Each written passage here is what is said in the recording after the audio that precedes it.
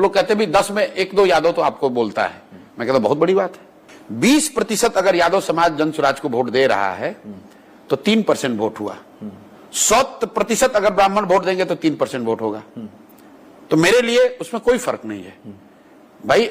Election is also a lot of arithmetic, क्योंकि 10 में 2-3 यादव का वोट देना 100% फॉरवर्डों के बराबर हो गया, क्योंकि उनकी बहुत बड़ी संख्या है।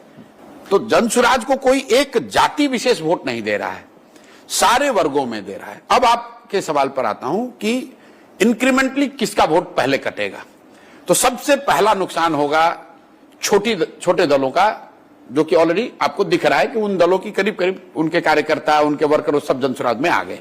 उनकी कोई चर्चा नहीं है, बस एक चर्चा है आरजेडी लेड अलायंस, एक चर्चा है बीजेपी जदयू, और तीसरा है जन स्वराज। वो ऑलरेडी हो गया। नेक्स्ट जो हिट होगा वो होगा जदयू को। उसके वर्कर, समर्थक, वोटर सबसे बड़ी संख्या में जन स्वराज की ओर आएंगे।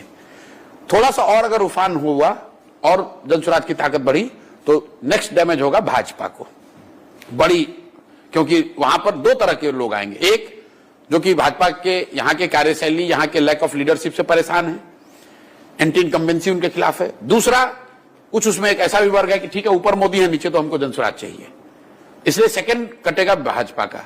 और जब ये दोनों कटेगा तो तीसरा जो मुसलमान जो यहाँ 30 वर्ष से लालू जी की बंधुआ मजदूरी कर रहा है, वो जब देखेगा कि इतनी बड़ी संख्या में एनडीए के लोग जा रहे हैं तो वोट टूटेगा।